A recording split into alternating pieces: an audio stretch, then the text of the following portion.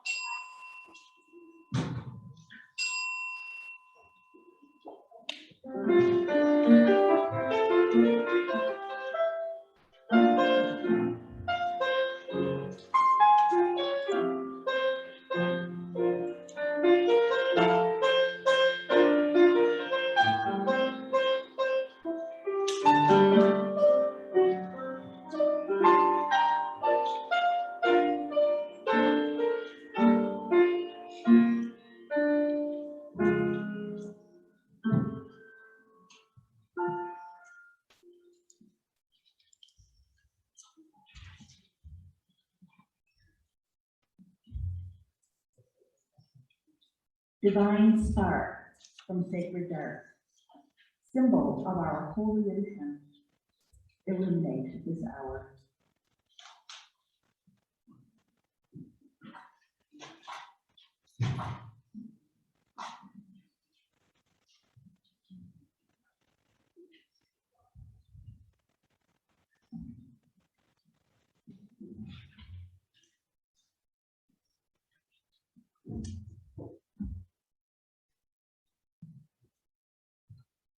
Well, good morning and welcome back.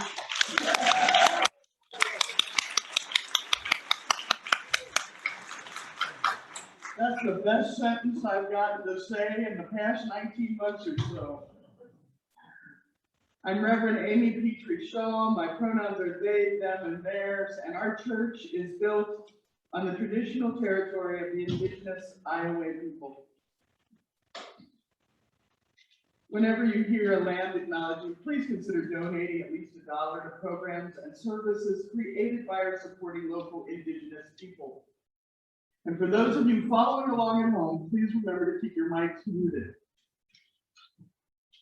In home is where we feel connected. Marisol Caballero writes, the trick to remaining in love and connected with home becomes the same trick as remaining in love with any person, including and maybe especially ourselves. We find ways to actively engage in what makes us proud, to remain open to surprises, and to work toward fixing that which disappoints us. I absolutely invite you all today to fall in love with First Unitarian all over again. Welcome, welcome home, and come and let us celebrate here together.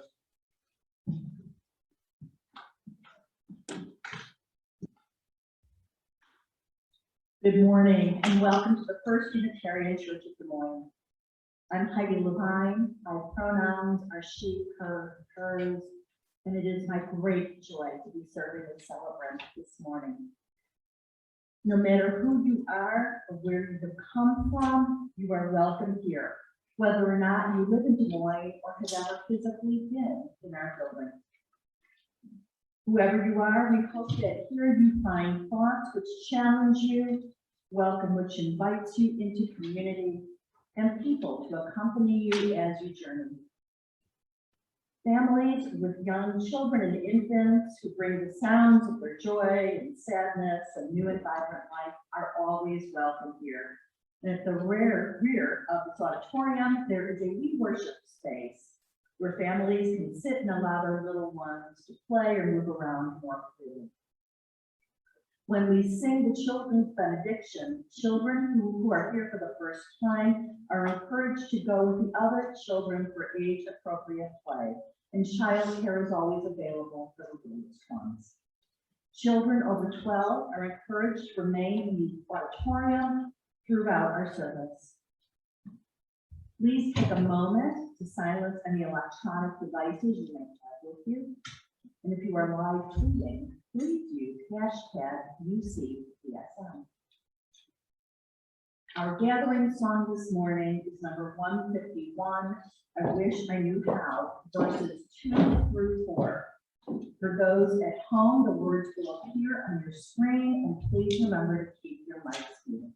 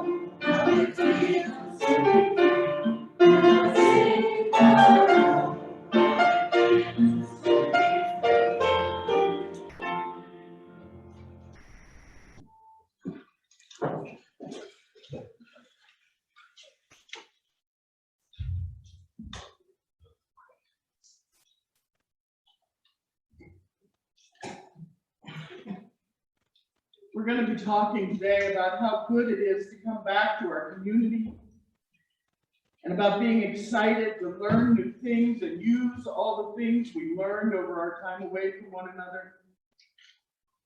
And one of the best ways we learn is by trying new things and getting better as we go. So I want to tell you a story called The King and the Wheelmaker. This is a very old traditional story. One day, a great king was reading a book and it looked very impressive. You've all seen books like this, leather and gold.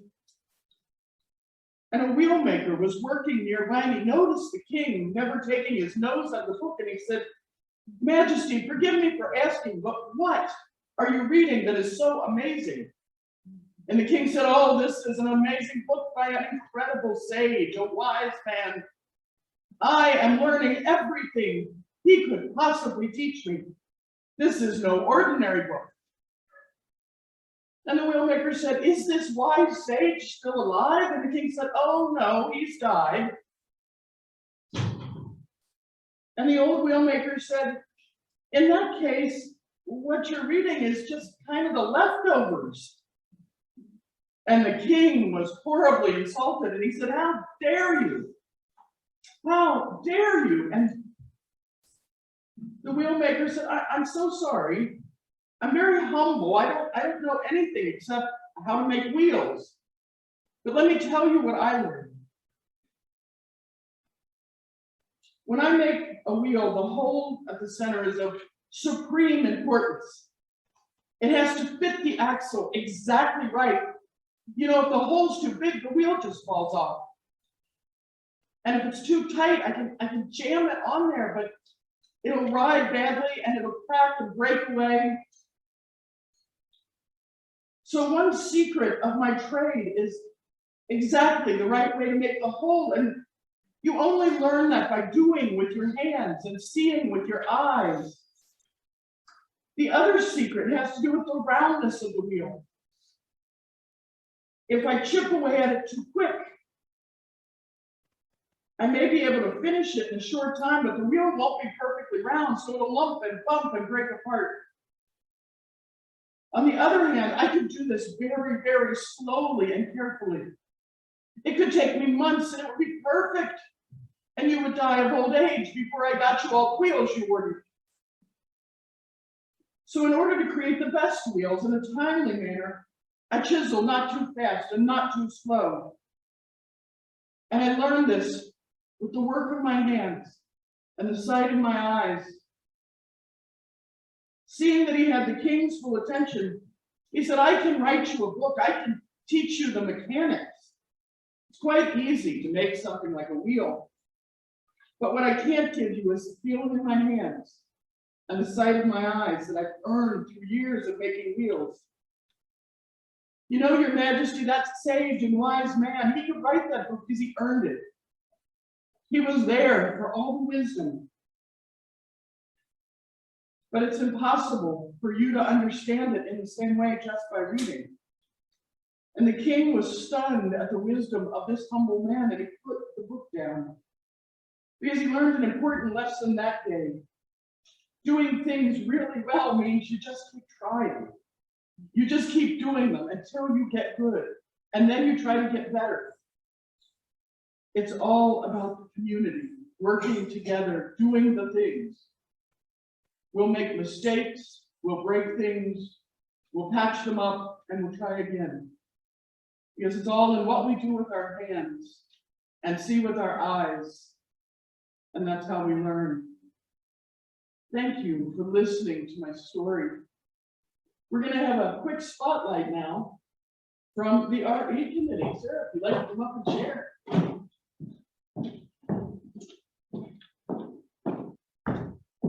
Good morning. I'm Sarah Gunther with the RE committee. You'll notice that service is a little bit different. It's intergenerational for the first half. We're welcoming children to stay.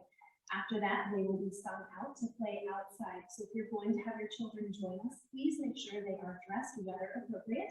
We're also looking for volunteers. We would love for the parents to be able to stay in service. So if we could have some volunteers to help us from week to week with the children while they're outside, it would be greatly appreciated. Thank you.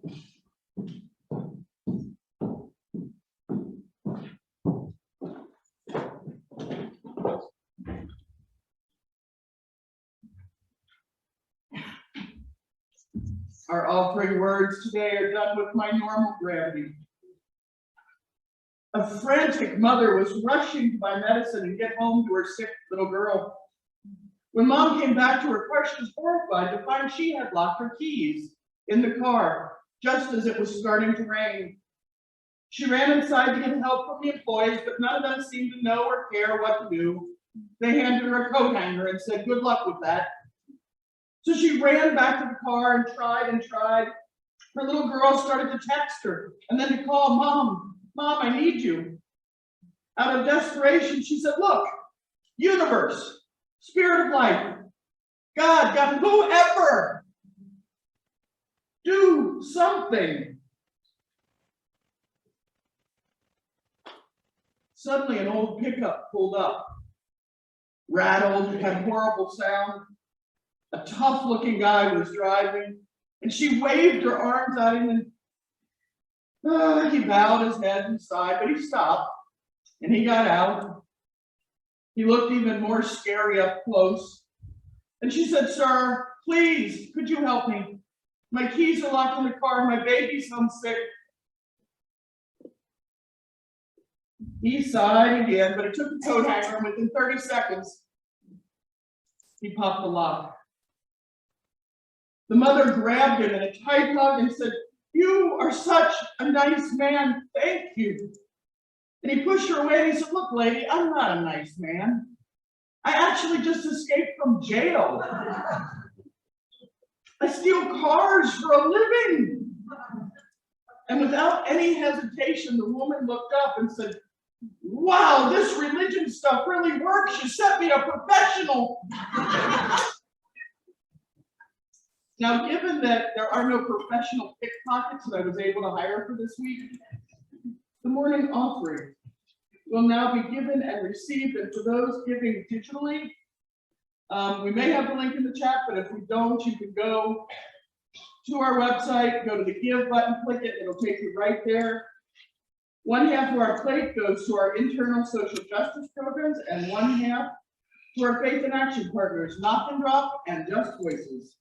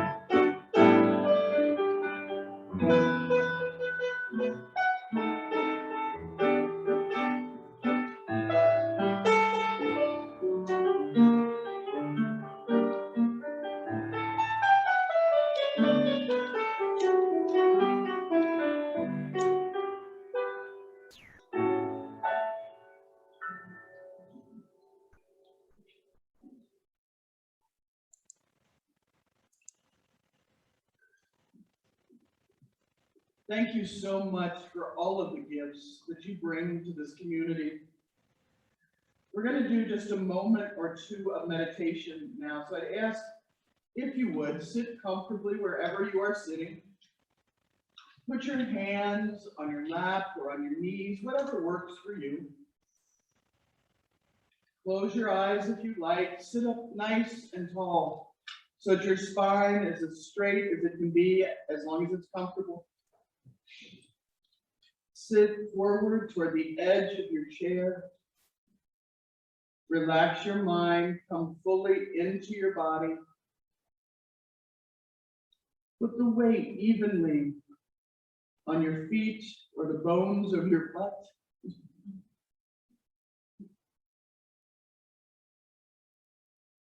Notice what you notice in the room. Feel your breath and your heartbeat. Feel the aliveness of the physical sensation of your clothing on your skin. What else is alive for you right now? Feel the air in the room.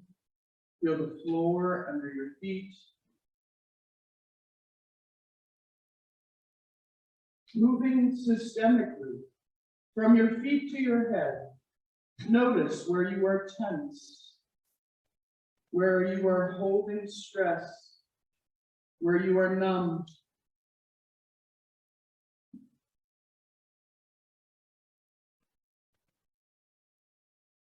Tighten your muscles, moving from feet to head, and hold it for just a few seconds, and then release. Feel your breath moving in your body. Breathe in through your nose and slowly out through your mouth.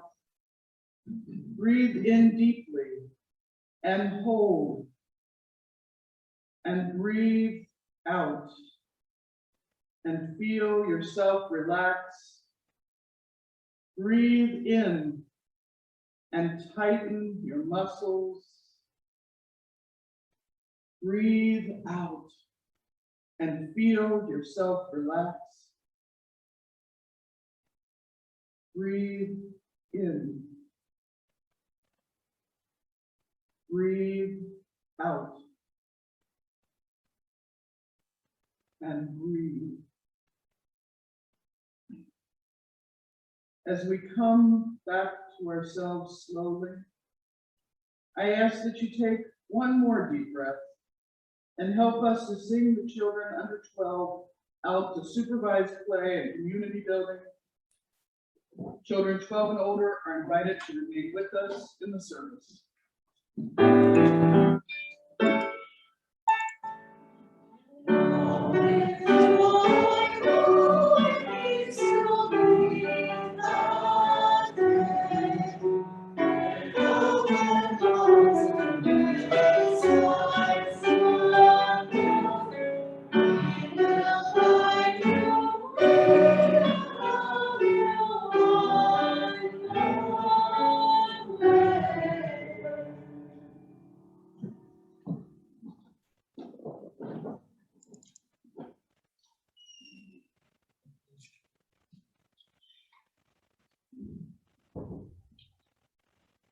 We have so learned the very, very hard way that church isn't about the building.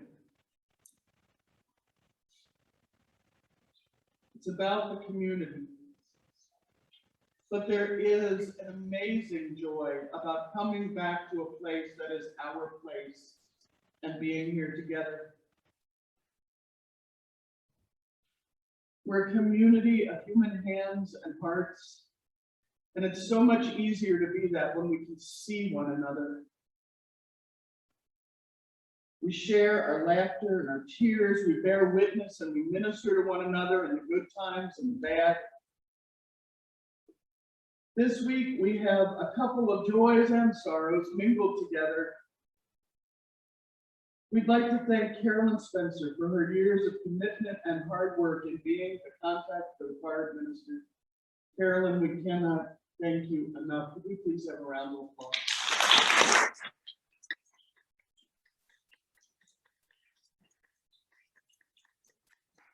And we'd also like to thank Becky Evans for her years of work in leading the caring circle. We couldn't have done it without either one of them.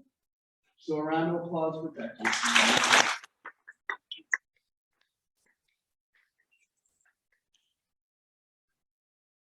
I'd ask now for the first time in quite a while that we speak aloud the names of anyone we know who could use Some special care and attention. For those of you at home, please continue to type the names into the chat. And may the love of this community hold them all.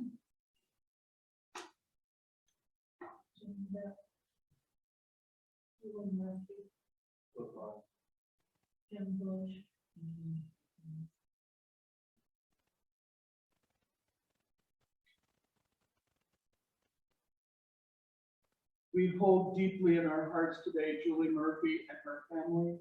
Her husband Clayton passed on the 15th.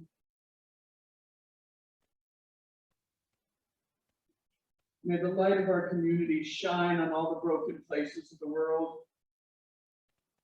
May we do the work of justice and let our hands and hearts support, aid, and comfort all those who hunger or thirst for food or water, justice or freedom. May we never look away when we're needed. May those who are grieving be comforted. May those who are tired find rest. May the broken places be healed. And may those who are filled with joy and laughter be abundant. Now together we light 3 candles. One for the joys and the sorrows we've shared. One for the names we've written or spoken. And one last candle for all of the joy and all of the sorrow, which we hold deeply in our hearts, but which remain unspoken here today.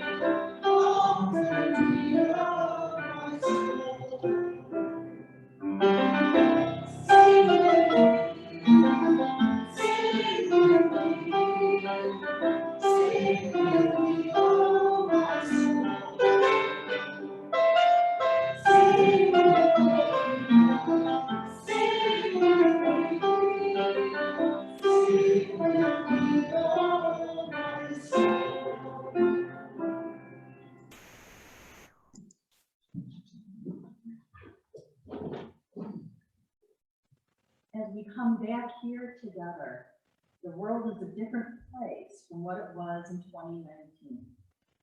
Our first reading reminds us that even though we have let go of some of what we did and had before, there are even better things ahead, and they are all waiting for us if we just dare to reach out. A Muslim story tells of a very old man who lived a long and happy life on a beautiful island. He loved his homeland. Through many generations, his family had lived there, made their home there, and earned their livelihood.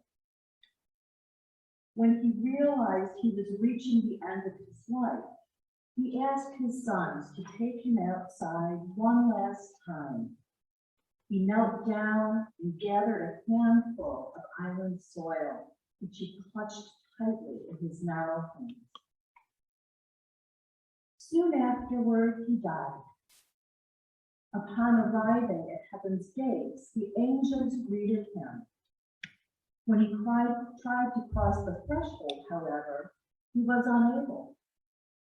The angels said, "You must let go of the soil you are clutching."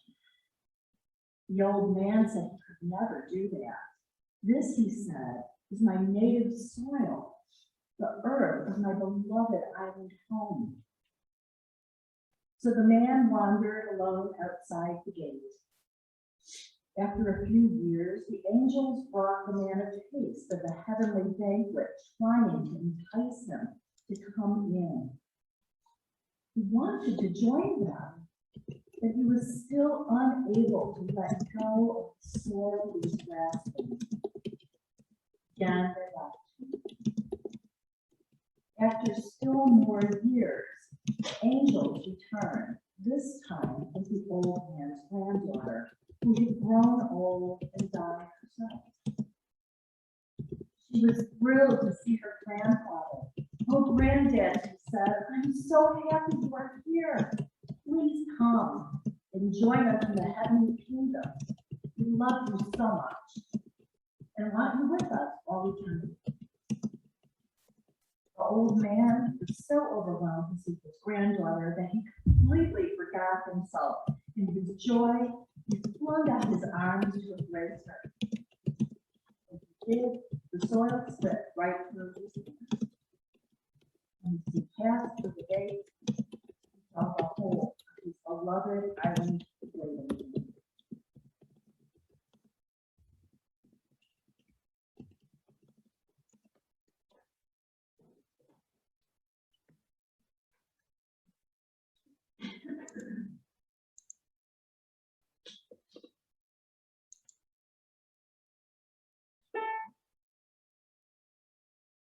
My father says that children keep growing, rivers keep flowing too. My father says he doesn't know how, but somehow or other they do. Somehow or other they do. 100 million miracles. 100 million miracles are happening every day. And those who say they don't agree are those who do not hear or see. 100 million miracles. 100 million miracles are happening every day. Miracle of changing weather. When a dark blue curtain is pinned by the stars, pinned by the stars to the sky, every flower and tree is a tree to see. The air is very clean and dry.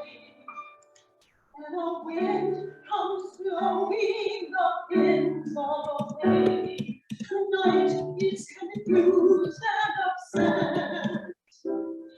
Sky falls down like a clumsy cloud. The flowers of the trees get wet. Very wet. 100 miracles. 100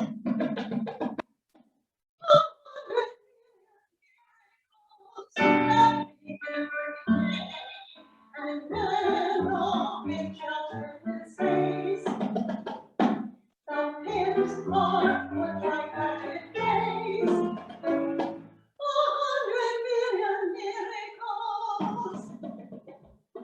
100 million miracles are happening every day. In every single minute, so much is going on. Along the Yangtze Yang, or the Tiger, or the Don. 100 million miracles. A swallow in Tasmania is sitting on her eggs, and suddenly those eggs have wings, and eyes, and feet, and legs. 100 million miracles.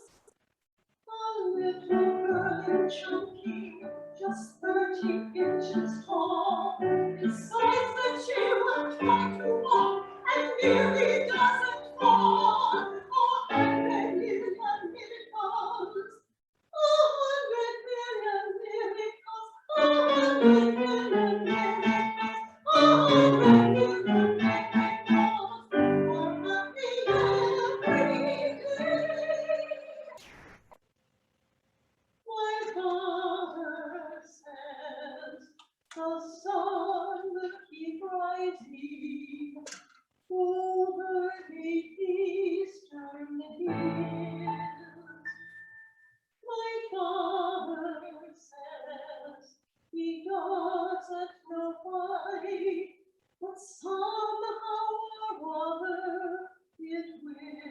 it will. Somehow or other it will. Miracle of making music. When in light of poet puts words on a page with his brush, music of friend who writes the notes to blend, suggested my idle rush, and I bounce a soprano reads what they wrote, learns every note, every word. A song they wrote when her lonely throat, then suddenly a song is heard. Very pretty. 100 million miracles. 100 million miracles.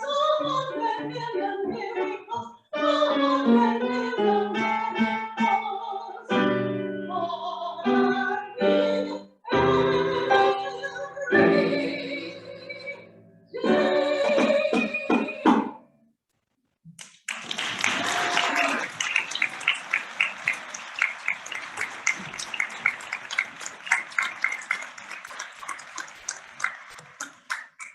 Thank you, Barbara Bruce. From the writing life, Annie Dillard, comes this beautiful and poignant meditation on a life well lived, reminding us of the trade-offs between presence and productivity that we're constantly choosing to make or not. How we spend our days is, of course, how we spend our lives. What we do with this hour and that one is what we are doing. A schedule defends from chaos and whim. It is a net for catching time. A schedule is a mock-up of reason and order, willed, fake, and so brought into being. It is a peace and a haven set into the wreck of time. It is a lifeboat on which you find yourself decades later, still living. Each day is the same, so you remember the series afterward as a blurred and powerful pattern. She goes on to say, there is no shortage of good days. It is good lives that are hard to come by. A life of good days lived in the senses is not enough. The life of sensation is the life of grief. It requires more and more. The life of the spirit requires less and less. Time is ample and its passage sweet. Who would call a day reading a good day? But a life spent reading, that is a good life. A day that closely resembles every other day of the past 10 or 20 years does not suggest itself as a good one. But who would not call Pasteur's life a good one, or Thomas Mann's? The writing life is sublime in its entirety, the kind of book that stays with you for lifetimes. Our centering song today is number 123, Spirit of Life. The words will be on the screen. Please keep your mics muted if you are singing along at home.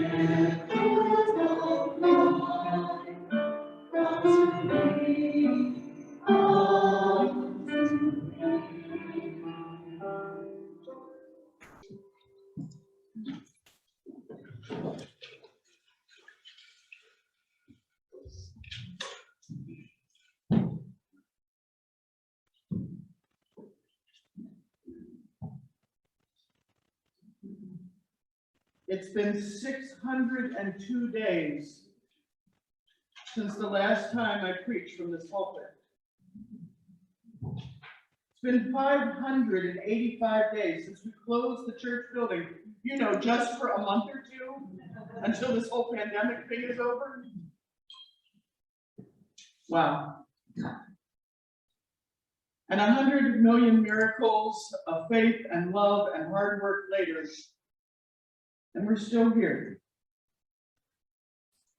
There's no way to know all of the little stories of dedication and love and care that happened in those days, but we do know some of them. And I want to tell you some of them. We know how Patty Notch and last year's board met every week for almost a year, trying to make sure that we could get through this the best way possible. We know how Greg Nichols and this year's board have met twice a month, showing their love and concern as we got closer and closer to this day. Al Powers, Deborah Rogers, and the Lens of the Future Committee, well, they met over and over and over some more. They researched and they wrote and they talked. They researched more. They found us a way forward through the confusion of information and vaccines and level monitoring. Their team includes Reba Eagles and Andrea Lemuse, Ann Roseboom, Ellen Taylor, Katie Allen, Elaine Imlau, Crystal Loving, Margaret Schultz, and Pat Newman. So for all those folks who worked so hard, can we have another round of applause?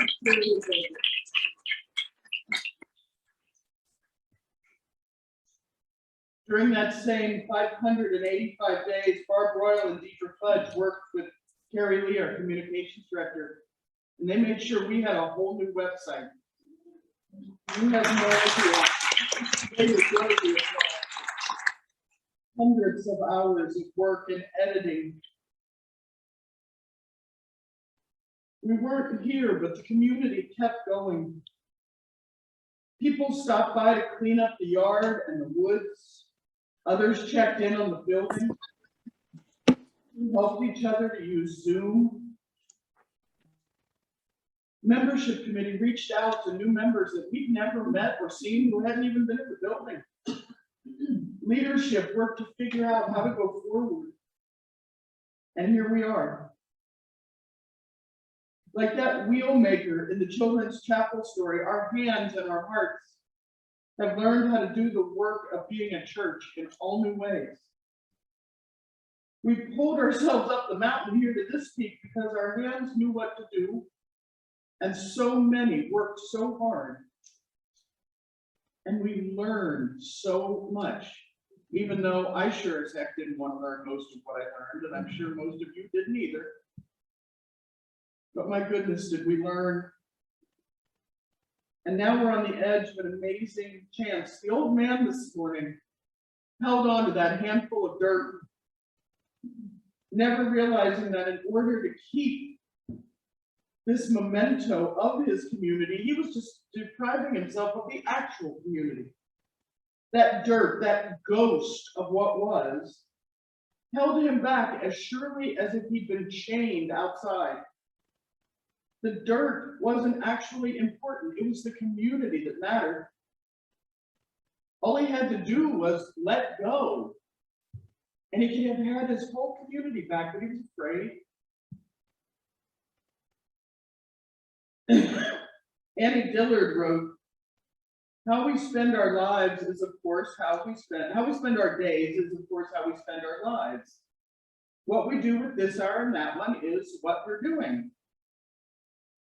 And what we've been doing is learning, 1 inch at a time.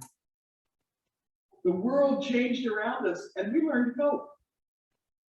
We learned new things. We were forced to let go of what we couldn't do or what wasn't working. In order to remain a community, we let go of things that didn't work right now. We all have to do that sometimes. I mean, in my case, it wasn't dirt, it was a rope. When I was a kid, Dad decided it was time to teach me to water ski. And I wanted to do it. But more than anything, I wanted to water ski the jumps. You can see where this is going. Got in the water, put on my skis. Dad said, hold on to the rope, hold on. And it pulled me up and it pulled me over and I sank. And I did it again, and I did it again, and I did it again until I finally got up. And I held that rope for dear life. I got that lesson, hold the rope. And so we decided it was time to try the ski jump. And for those of you who've never seen one, it's 2 stories tall, shaped like this. And you come up it, the boat runs along the side, and you leap off the end and land in the water and ski off the side. At least that's the theory. But the last thing my dad said before we started to run is, remember, yeah, you'll be fine, but remember, when you fall, let go of the rope. What?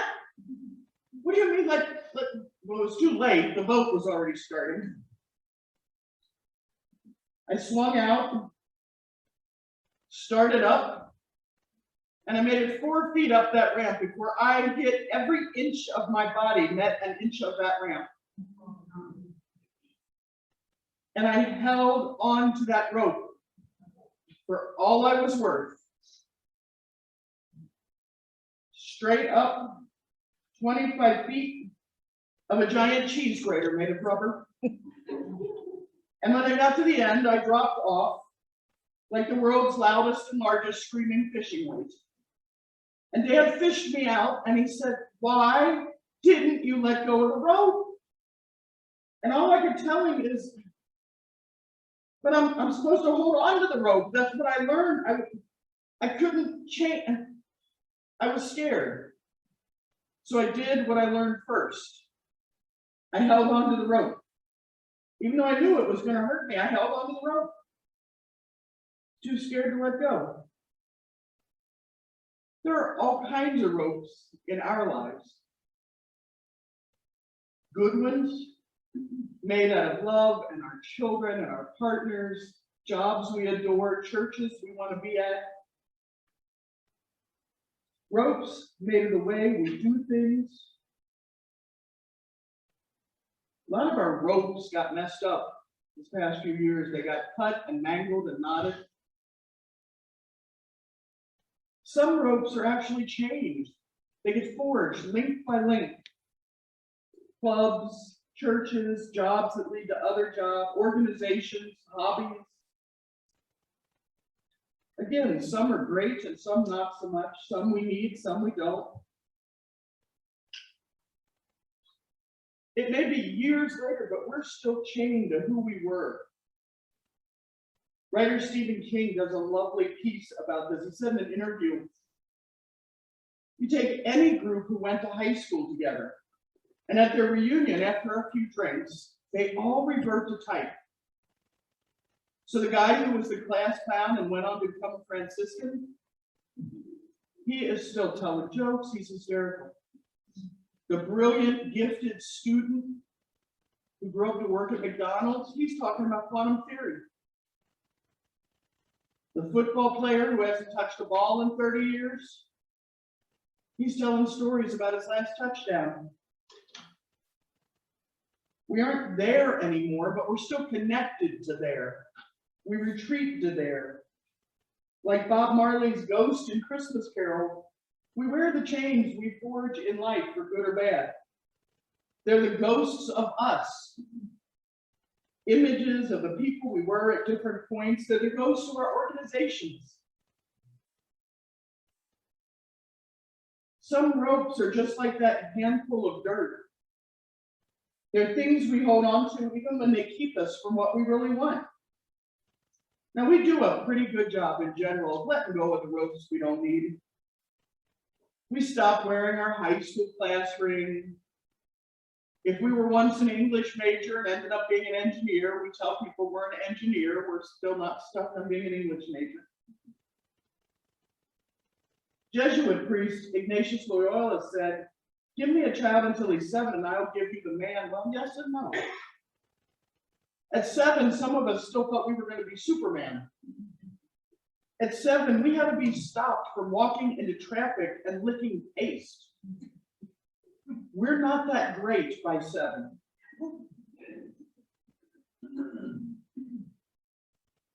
Continuing to learn and grow, continuing to hold on and let go as is meaningful is amazing. There's a poet named Marjorie L. Cowley, and as she was dying, she wrote about the speed of time in her poem.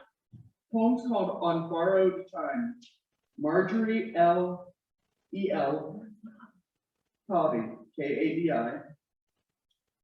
This is on borrowed time. She says, "A doctor says we'll wait and see. They say, live on borrowed time.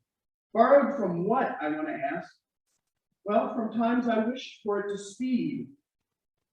When I was young, when will Christmas come? Soon, soon, soon? When will angry voices stop? When will I be old enough? When will summer vacation be? In my middle years, will he call tomorrow? Will the baby sleep through the night?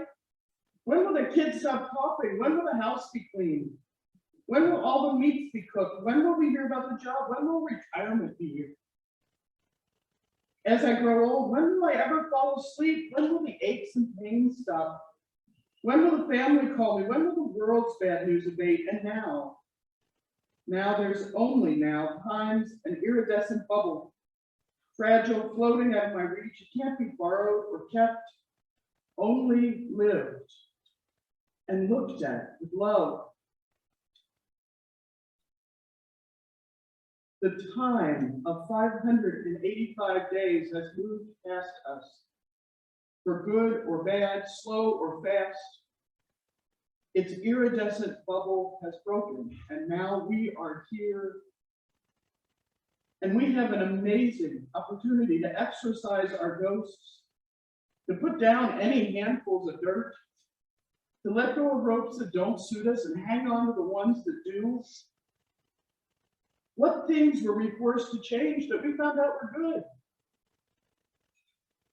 Where did we become the wise wheelmaker, learning our craft a little better? How will we use all the things we learned during the pandemic? What did you learn that you can bring back and share with others in your life and in your community? We don't have to define ourselves by what was. We have such a bright and shining opportunity to preserve the community we hold so dear, while using all that we learned. We worked, we got better. We didn't want to learn some of those new skills, but now that we've learned them, how do we use them? What will you do with the patience and perseverance you learn, with your new Zoom skills, or your new hobby? What will you do with the sourdough bread making, the pictures you learned to paint, the things you knitted, the walks you took? Where will it take you now that we're coming back, that life is going on? How do you use all that? Let go of the rope and drop the dirt and reach out for all the amazing possibilities. Let go of the rope. Amen.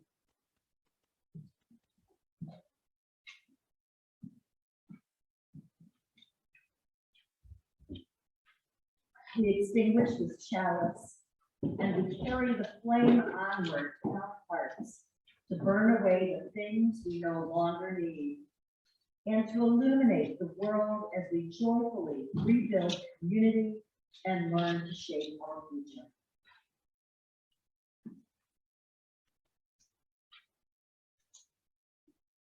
Our final song today is 1017, We Are Building a New Way.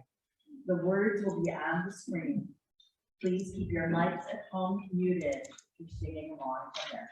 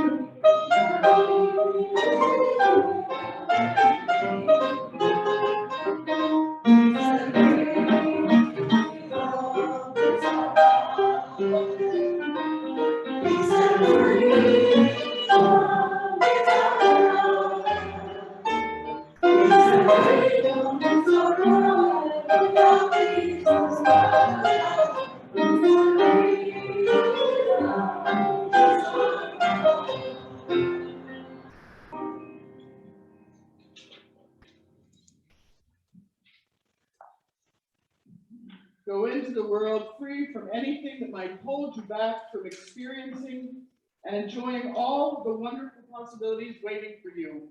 And one of them is at 11 o'clock, right back in this room, our first forum. Please, please come. It's going to be amazing. Peace, ashe, and may it be so.